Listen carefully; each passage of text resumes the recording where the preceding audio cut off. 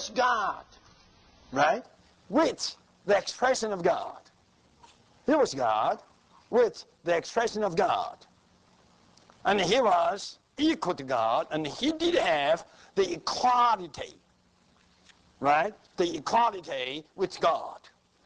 But he didn't grasp it. Rather, he put that aside and emptied himself by taking the likeness, the appearance of a man. This means what? This means he became a man.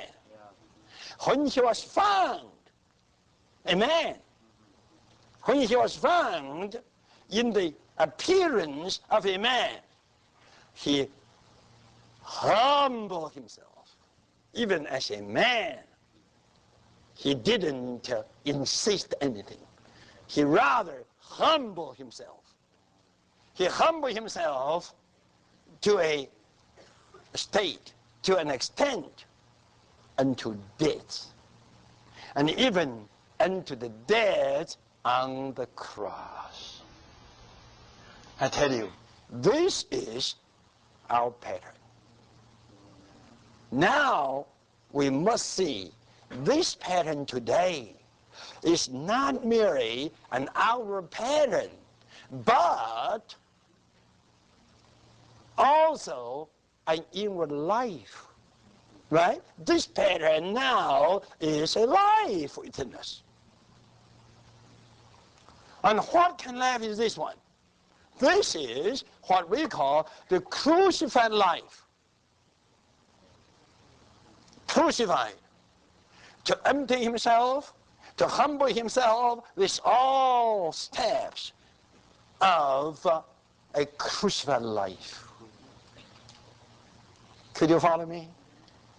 He was God there, right?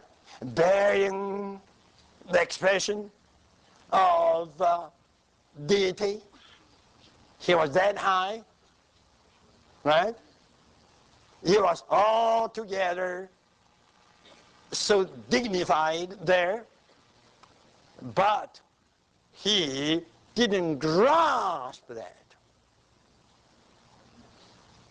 He didn't grasp that. He didn't grasp his equality with God, but he put that expression aside. You have to realize he never put the reality of his deity aside. He only put off the expression of his deity aside, the form aside, by taking another form. He put the higher form aside by taking a lower one. This is his emptying himself, his self-emptying.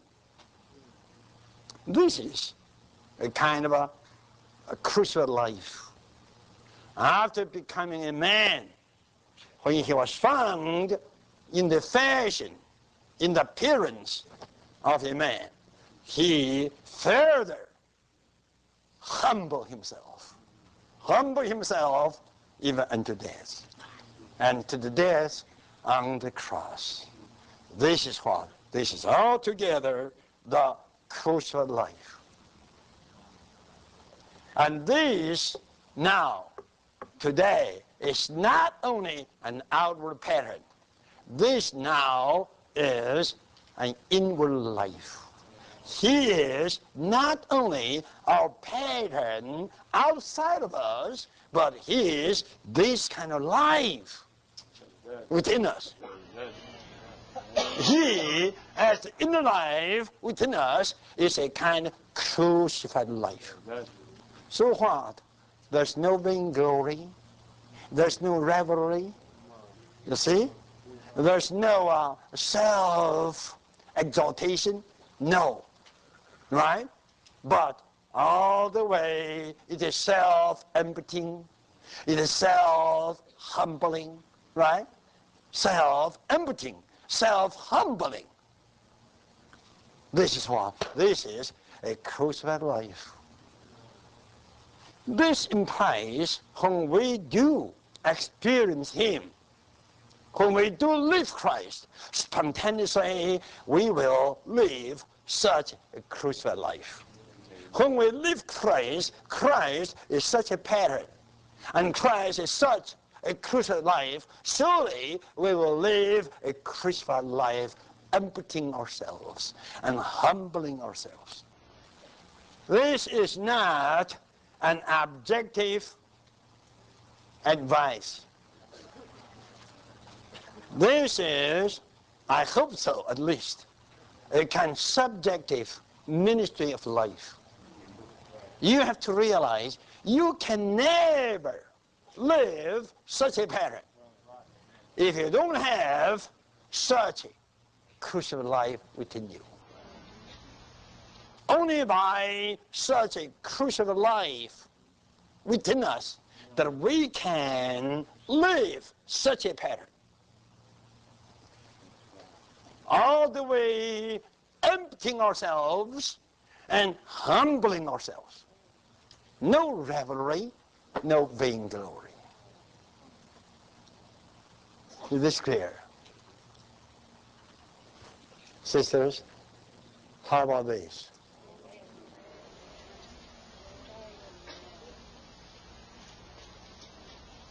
Do you still want to be a leader? Brothers, do you still expect to be an elder? Empty yourself and humble yourself.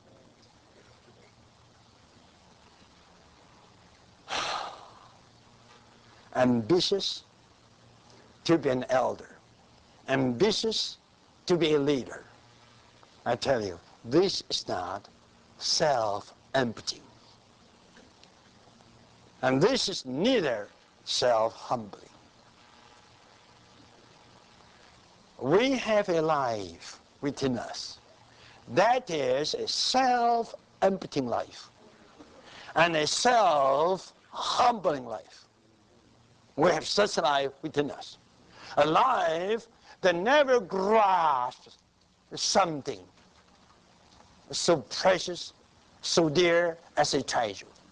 Rather, this life would always empty itself by putting aside the precious, the dear position and title. Position and title. This is what we call the crucial life. To live out a pattern that always empties itself and humbles itself. I tell you, it is here in chapter 2 of this book, Paul put out this pattern. In no other page of the New Testament you could see such a pattern. No doubt the record was there in the 4 Gospels, but it was not described in this way. Am I right? Paul picked up the history and presented us a pattern, indicating this should not be just an outward pattern, it has to be an inward life. When this pattern becomes your inward life, I tell you, this becomes your salvation. And this saves you from revelry, and this saves you from vainglory. And this will make the apostles joyful.